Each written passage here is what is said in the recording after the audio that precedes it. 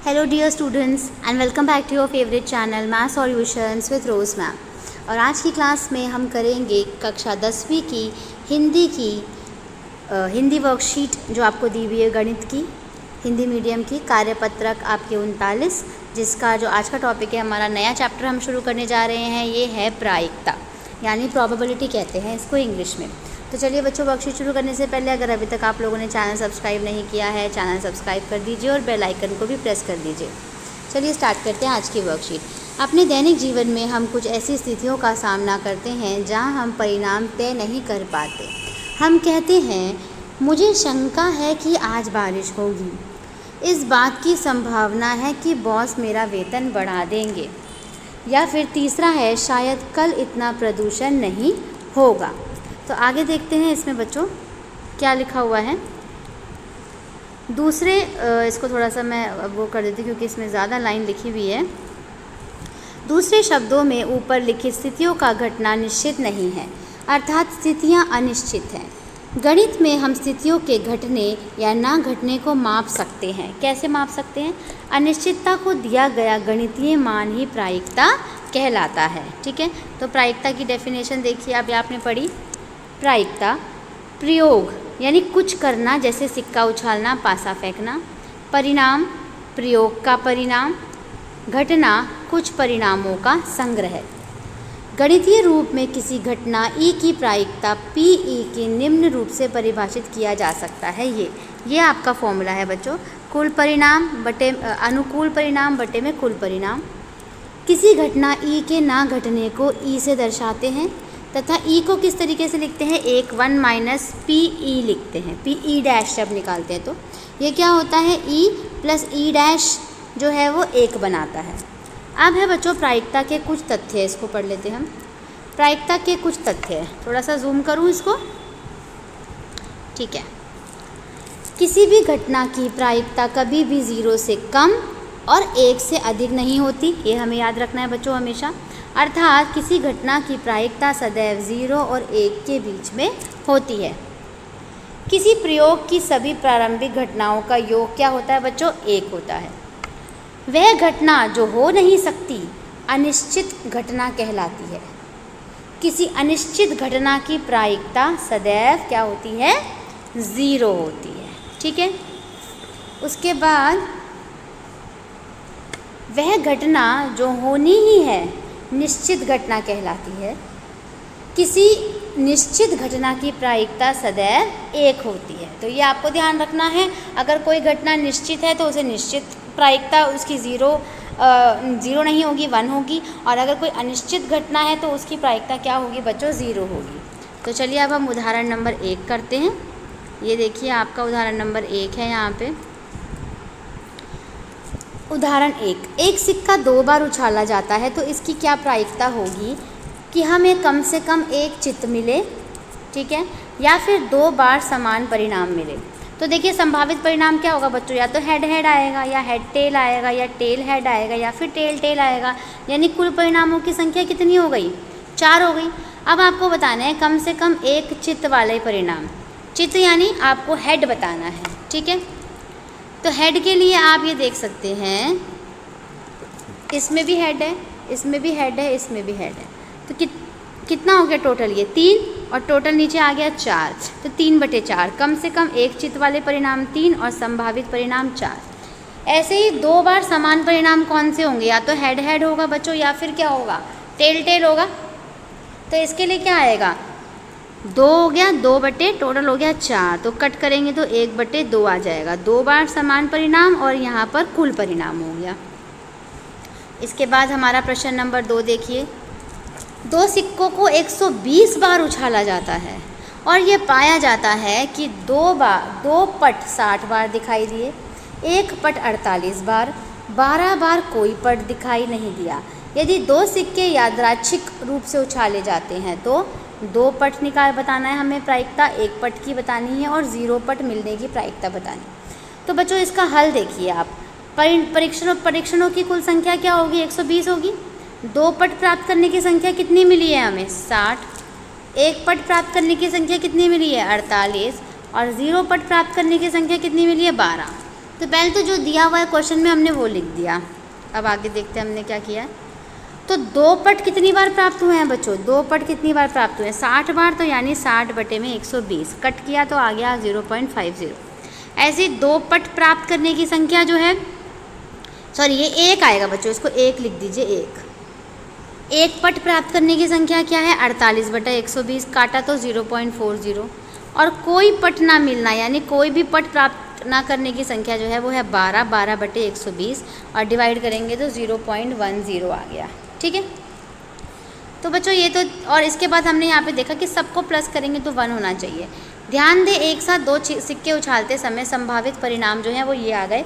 PE1, E2, E3 को सबको plus कर दीजिए बच्चों, तो आंसर क्या आना चाहिए आपका? 1 आना चाहिए। अब आपके पास यहाँ पे 5 प्रश्न दिए, 6 प्रश्न दिए हुए। 6 प्रश्नों को मैं पढ़ लेती हूँ बच्चों। थोड़ा सा ना इंग्लिश वाले के साथ इसको थोड़ा सा चेंज किया हुआ है, तो इसके सॉल्यूशन को आप बहुत ध्यान से लिखिएगा। प्रश्न नंबर 1 है, हफ्ते के दिनों में S से शुरू होने वाले दिन चुनने के संभावित परिणाम लिखिए। दूसरा है, रवि और दीपक एक साथ खेल रहे हैं। दीपक के जीतने की प्रायिकता दी है, रवि के जीतने की प्रायिकता ज्ञात कीजिए। प्रश्न नंबर 3 है, फरवरी के महीने में अवनी के जन्मदिन की तारीख एक अभाज्य संख्या होने की प्रायिकता ज्ञात कीजिए।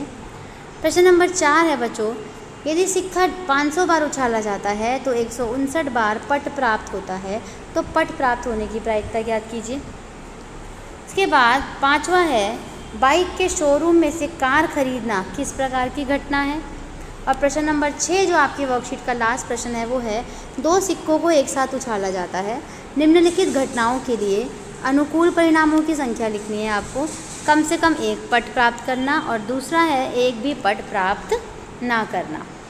तो चलिए बच्चों, इन 6 प्रश्नों को हम एक एक करके सॉल्व कर लेते हैं। पहले हम क्वेश्चन नंबर 1 करेंगे, 1 करके उसके बाद 2, 3, 4 इस तरीके से सॉल्व करेंगे। तो आप वीडियो को एंड तक देखिएगा, तभी आपको वीडियो अच्छे से समझ आएगी और आप अपने क्वेश्चंस को सॉल्व कर पाएंगे। तो चलिए बच्चों, स्टार्ट करते हैं क्वेश्चन नंबर 1 से। आप यहाँ पे स्क्रीन पे देख सकते हो हमारा क्वेश्चन नंबर 1 क्या है। क्वेश्चन नंबर 1 में अभी मैंने वर्कशीट में पढ़ा था कि जो क्वेश्चन नंबर 1 है उसमें आपको ये बताना है कि पूरे 7 डेज़ में से जो भी डे एस से स्टार्ट होता है, तो एस से कौन कौन से डे स्टार्ट होते हैं बेटे? एस संडे स्टार्ट होता है और सैटरडे स्टार्ट होता है। टोटल डेज़ हमारे कितने हैं? 7 डेज़ हैं। ठीक है, तो जो इसकी प्रोबेबिलिटी निकलेगी वो क्या निकलेगी? नंबर ऑफ़ एस डेज़ की 2/7, क्योंकि कितने दिन है? सिर्फ 2 डेज़ हैं, तो टोटल नंबर नीचे आ जाएगा और कितना आ जाएगा? 2 ऊपर आ जाएगा। तो क्वेश्चन नंबर 1 हमारा ये डन हो गया। आप देख सकते हैं, इसको मैंने और जूम कर दिया है। ठीक है, अब उसके बाद क्वेश्चन नंबर 2 जो है बच्चों, वो ये है आपका कि क्वेश्चन नंबर 2 में आपको ये बताना है कि एक कार का शोरूम है। ठीक है, पहली बात तो, और उस कार के शोरूम में आपको ये बताना है कि अगर बाइक की हम प्रोबेबिलिटी निकालें या हम बाइक की प्रोबेबिलिटी या बाइक की प्रायिकता निकालें तो क्या होगी। ठीक है, तो उसके लिए देखिए मैं आपको बताती हूँ, ये आपका इम्पॉसिबल इवेंट माना जाएगा। और जो हिंदी वाले बच्चे हैं उनका जो ये हमारा जो ये क्वेश्चन नंबर 2 है, ये आंसर नंबर 5 दिया हुआ है हिंदी वाली बच्चों की वर्कशीट में। ये हिंदी वाली बच्चों का वर्कशीट नंबर 5 क्वेश्चन का आंसर है। तो इसका आंसर आप लिखोगे इम्पॉसिबल इवेंट इंग्लिश वाले, और हिंदी वाले लिखेंगे असंभव घटना। क्यों लिखेंगे? क्योंकि बच्चे इसके अंदर जब कार का शोरूम है तो बाइक तो निकल ही नहीं सकती ना, बाइक की प्रायिकता या बाइक की प्रोबेबिलिटी तो नहीं निकल सकती, इसलिए सेकंड का आंसर है इम्पॉसिबल इवेंट, असंभव घटना। उसके बाद है आपका आंसर नंबर 3 पे चलते हैं हम। आंसर नंबर 3 जो है बच्चे, वो हिंदी वाले बच्चे जो क्वेश्चन वाले बच्चे हैं, जो हिंदी मीडियम के जो स्टूडेंट्स हैं, वो उनका जो क्वेश्चन नंबर 4 है, क्वेश्चन नंबर जो 4 है, ये हिंदी मीडियम वाले बच्चे, उसका ये आंसर है। यानी क्वेश्चन थोड़ा सा ना उलट पुलट कर रखा है बच्चों। ठीक है, तो आप लोगों को क्वेश्चन के अकॉर्डिंगली ही आंसर लिखना है। और हिंदी वाले बच्चों का क्या है? आंसर नंबर 3 है।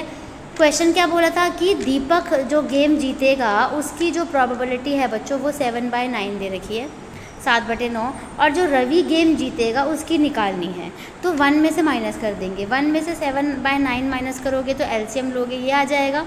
उसके बाद माइनस करोगे तो कितना आ जाएगा? 2/9। यानी जो रवि के जीतने की जो प्रायिकता है बच्चों वो है 2/9। तो क्वेश्चन नंबर 3 भी हमारा डन हो गया। अब हम क्वेश्चन नंबर 4 करेंगे। तो मैं क्वेश्चन नंबर 4 की आपको स्क्रीनिंग पे लेके चलती हूँ। ये देखिए, ये आपका क्वेश्चन नंबर 4 है। क्वेश्चन नंबर 4 बच्चों सेम है, पर जो आपका क्वेश्चन नंबर 4 है हिंदी वाले बच्चों का ये आंसर नंबर 3 है। हिंदी वाले बच्चों का, यानी हिंदी वाले बच्चों में क्वेश्चन नंबर 3 दिया हुआ है कि आपको प्रोबेबिलिटी निकालनी है अवनी के बर्थडे की, और हिंदी वाले बच्चों को बोला है कि अपने बर्थडे की प्रोबेबिलिटी आपको निकालनी है, प्रायिकता निकालनी है फरवरी महीने की। तो टोटल डेज़ इन फरवरी मंथ में कितने होते हैं बच्चों? 28 डेज़ होते हैं। यहाँ पे कुल दिन लिख दीजिए फरवरी माह में 28 दिन होते हैं। प्राइम नंबर डेट यानी अभाज्य संख्या, जो सिर्फ अपने टेबल से जाता है, किसी और के टेबल से नहीं जाता, ठीक है।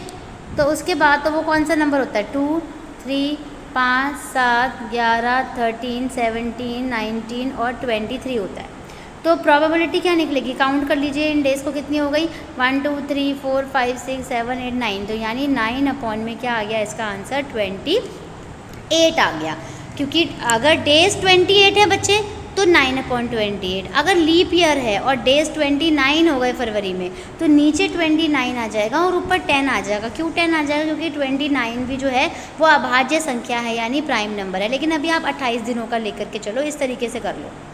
इसके बाद बच्चों आंसर नंबर 5 पे चलते हैं। ये देखिए, ये इसकी स्क्रीन है आंसर नंबर 5 की। आंसर नंबर 5 जो है बच्चों हिंदी वाले बच्चों का, वो आंसर नंबर 4 है, ठीक है। ये मैं हिंदी मीडियम बच्चों की बात कर रही हूँ कि एक कॉइन को उछाला जाता है 500 बार, तो टोटल कॉइन टॉस्ड 500 टाइम्स, कुल परिणाम हो गए 500। फिर टेल अपीयर्स यानी जो पट प्राप्त हुआ वो कितनी बार हुआ? 159 बार, 159 बार। तो आपको पट प्राप्त करने की प्रायिकता निकालनी है या फिर टेल की प्रायिकता निकालनी है। तो वो क्या हो जाएगा बच्चों? आपको 159 अपॉन में 500 आ जाएगा, ठीक है। तो आपका आंसर नंबर 5 भी है, इस तरीके से डन हो गया। अब हम करेंगे हमारा लास्ट क्वेश्चन है जो इस वर्कशीट का, क्वेश्चन नंबर 6 की स्क्रीन है। ये देखिए, इसमें आपको बताना है कि बच्चे सिक्कों को 2 बार उछाला गया है, 2 सिक्कों को एक साथ उछाला गया है। तो हेड हेड आएगा, या तो कुल परिणाम है संभावित परिणाम, या तो हेड और टेल आएगा, या टेल और हेड आएगा, या फिर टेल और टेल आएगा, ठीक है। अब आपको कम से कम एक पट निकालना है या एटलीस्ट 1 टेल। तो टोटल तो कितने हो गए? 4, और टेल किस किस में है? 1, 2 और 3। तो ये हो गया आपका 3/4।